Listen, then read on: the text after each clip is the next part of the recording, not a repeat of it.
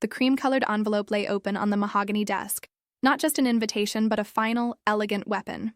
Eleanor Vance traced the heavy calligraphy of her son, Julian's name, a name that now felt like a brand of betrayal. The actual invitation for the high society wedding to Ms. Seraphina Thorne was pristine, except for the tiny, cruel, handwritten note attached to the place card. For the sake of decorum, attendance is strictly reserved for those who have supported us. Not on the list, Mother. J. The world narrowed to the scent of burnt coffee and expensive stationery. This wasn't a clerical error. It was a deliberate, brutal excision, confirming the chasm that had opened between them since Eleanor had moved out of the family estate 5 years ago, sacrificing everything to protect Julian's future, a truth he refused to acknowledge. The impossible choice clawed at her throat. She could accept the humiliation, ensuring Julian's day was smooth, but reinforcing his belief that she was an unfeeling absentee. Or she could execute the dangerous final maneuver she had prepared, storming the opulent venue at the 11th hour, guaranteeing exposure but risking the absolute severance of their bond. Eleanor's fatal flaw had always been her crippling inability to articulate vulnerability or ask for help. She carried the world's weight in silence, and that silence had been mistaken for indifference. Julian now operated under the absolute conviction that her life savings had vanished into selfishness, not sacrifice. She looked at the date marked on the invitation, Saturday, 2 p.m. That left her precisely 72 hours to decide if she would allow this lie to become their legacy, or whether she would burn down the whole cathedral of false pretenses to finally reveal the truth. The clock was running. The worst prisons are the ones we build for ourselves, meticulously crafting the bars out of pride and silence. Eleanor's fingers tightened around the heavy paper, the sound a crisp, satisfying crunch. The rejection didn't just sting. It felt like a confirmation of the world's judgment. For the last 2 years, she had survived on consulting gigs, her once glowing reputation in the Boston financial sector dissolving like sugar in hot tea. Julian, now a rising star in corporate law, believed she had squandered the family legacy on lavish secret affairs, unable to grasp the complexities of the old investment fund collapse. Her refusal to defend herself, her characteristic stoicism that masked terror, had fueled his conviction. The truth, sealed in a legal trust and hidden behind layers of non-disclosure agreements, was that the $8 million missing had saved his father, David, from corporate manslaughter charges, a secret she carried even from David, who had fled the country believing Eleanor had left him for another man. She had paid for Julian's innocence with her own exile and reputation. She pushed the invitation away, the cold marble of her small apartment table pressing against her forearms. She heard the distant, muffled groan of a harbor foghorn, a sound that always felt like the city weeping. It was Thursday afternoon, 48 hours until the wedding. She needed access to the Thorne family's private records, a maneuver that would confirm her fears about Seraphina's true intentions and provide the necessary leverage. But it required leaning on contacts she had deliberately cut off. Her pride was a locked vault, keeping the good out as effectively as the bad.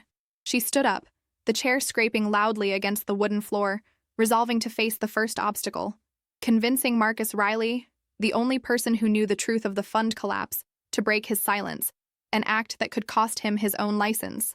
Sometimes the greatest love is shown not in what you say, but in what you refuse to say, even at the expense of your own peace. The scent of disinfectant and old paper filled Marcus Riley's small, disorganized office, a far cry from the opulent firm they once shared. Marcus, his face etched with permanent fatigue, didn't look up immediately when Eleanor entered.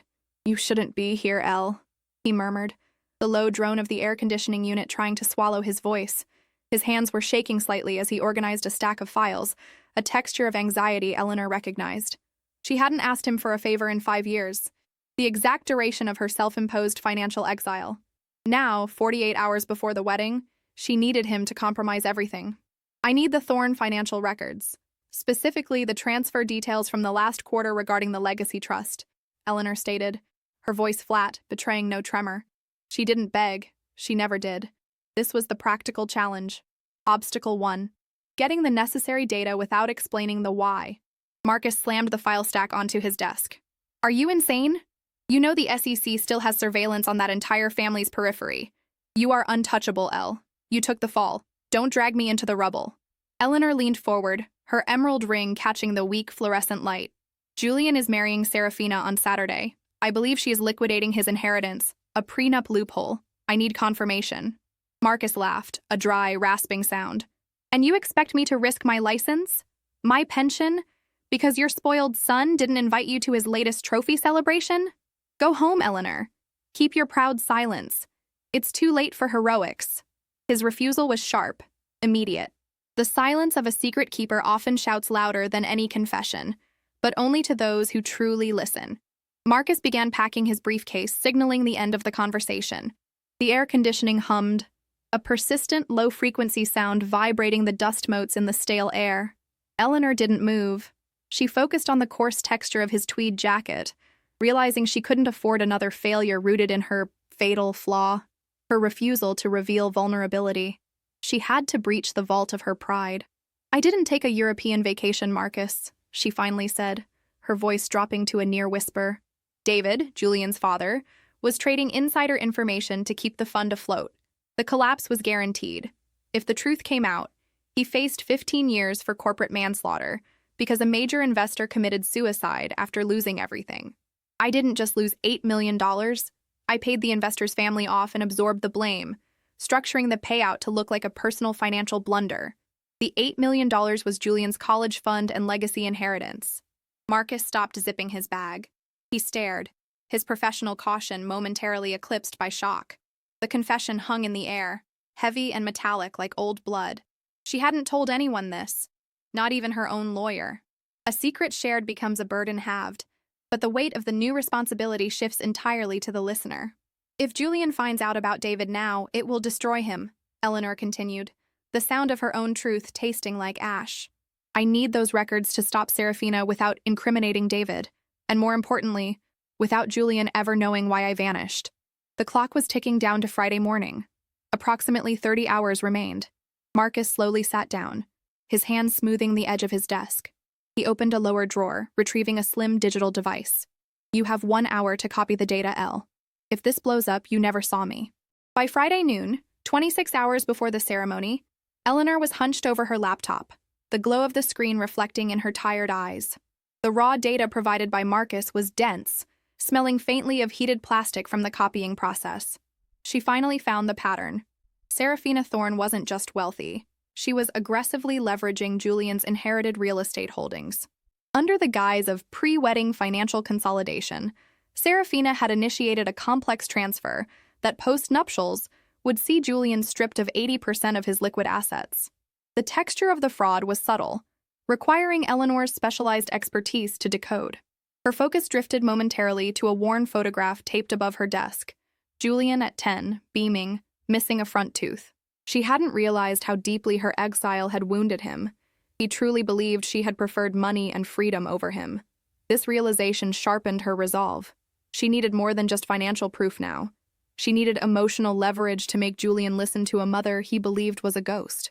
A parent's love is often measured by the comfort they provide, rarely by the necessary discomfort they endure. Eleanor realized that Serafina's manipulation centered on the belief that Julian had no other emotional anchor. This led to their obstacle 2, the dilemma moral. To secure his financial future, Eleanor had to reveal the transfer details, which meant publicly embarrassing Serafina and risking Julian's immediate rejection of her again. But the true moral burden was heavier.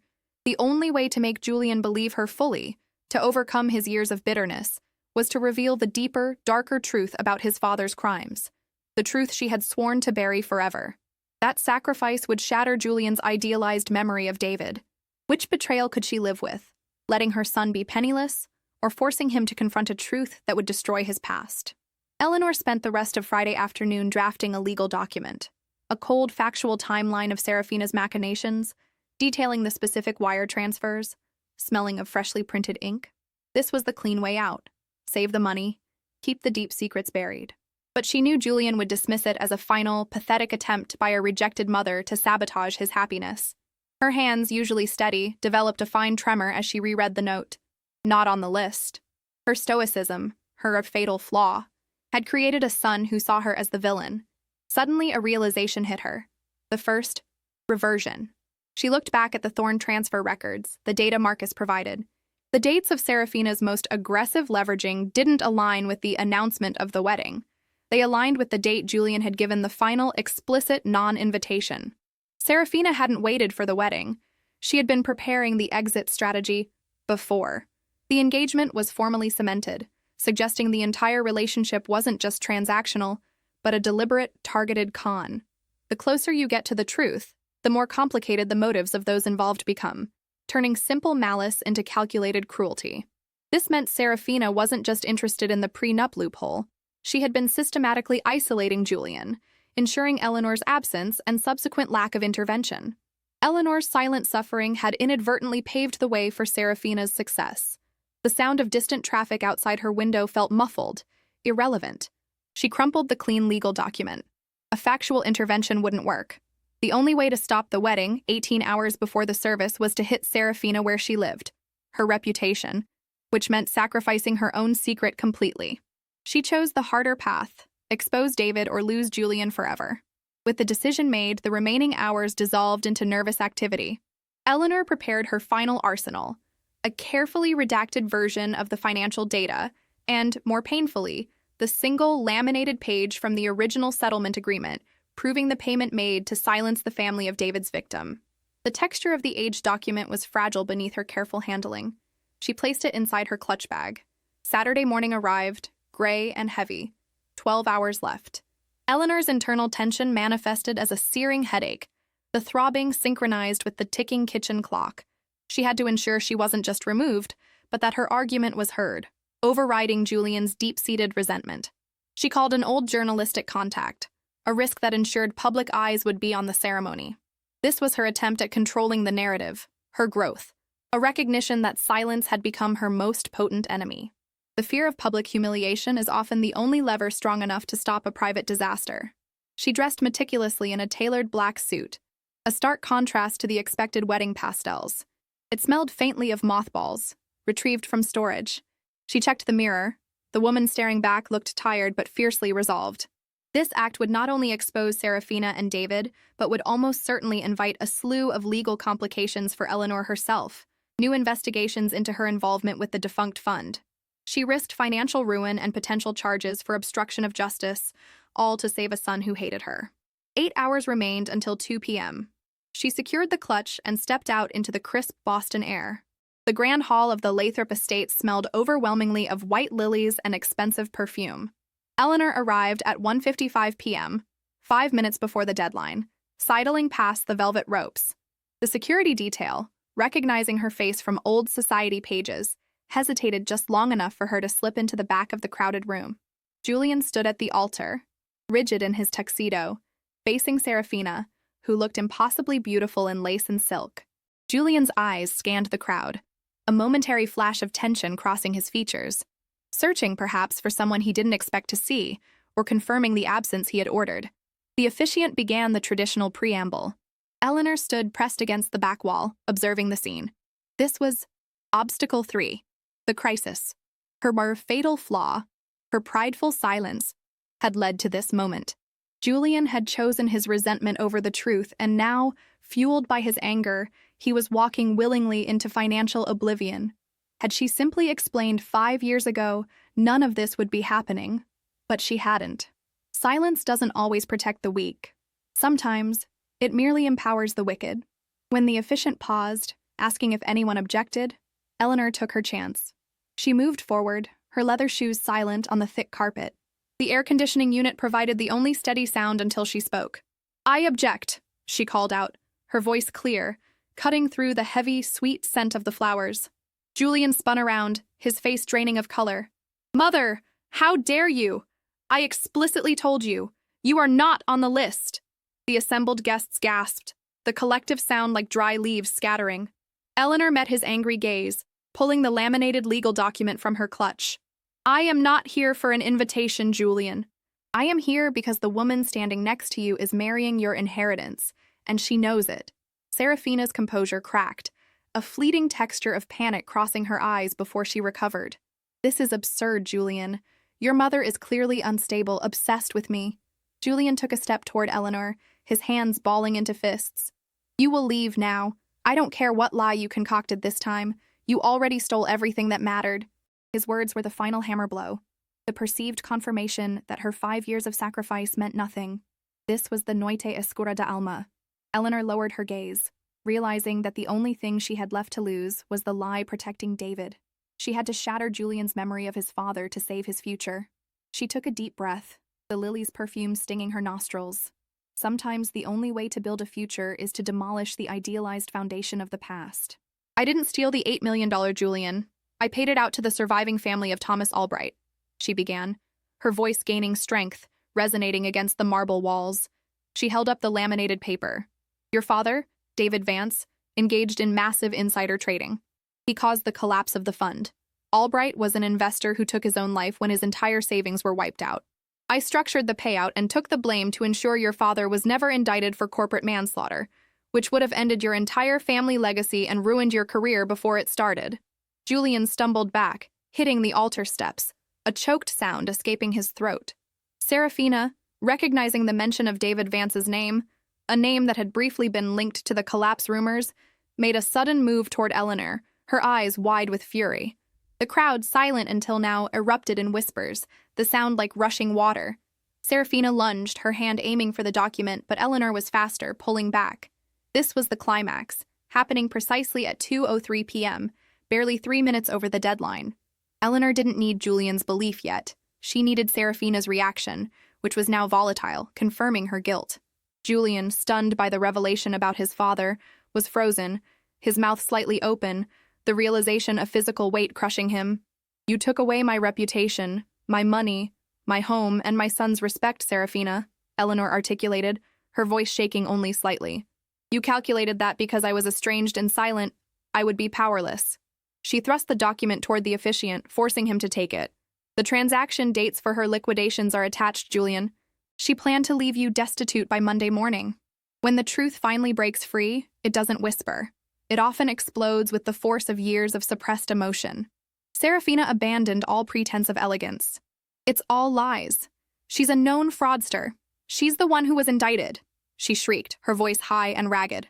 This was the crucial moment, the public display of desperation. As she screamed, she grabbed Julian's arm, not in affection, but in a desperate, proprietary grip, trying to drag him toward the side exit. Then came the second. Reversion.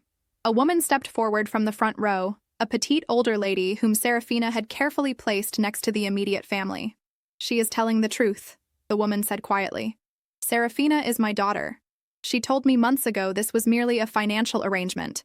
She was planning to move the assets to an offshore account she set up with my assistance.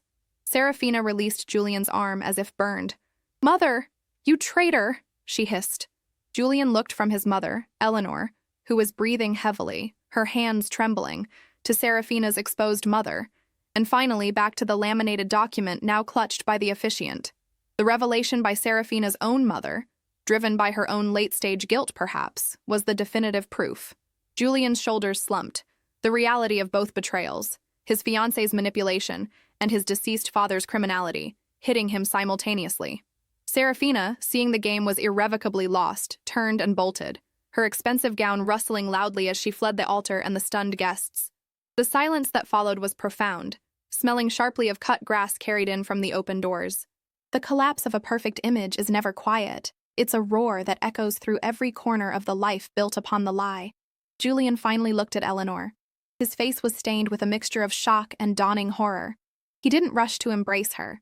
He simply stared at the woman he had deliberately excluded, the woman he had ridiculed for years, realizing the full, terrible extent of her sacrifice.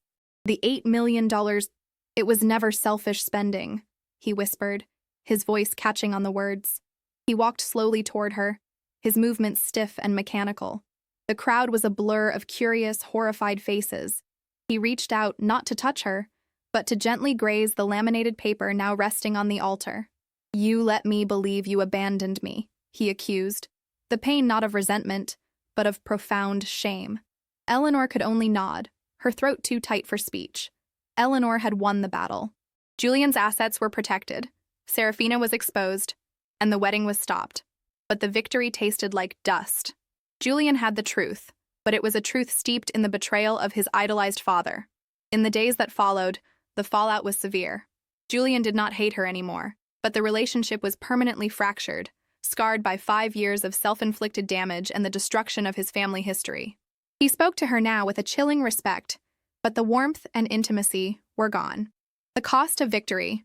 Eleanor saved Julian's inheritance, but lost the emotional closeness she craved.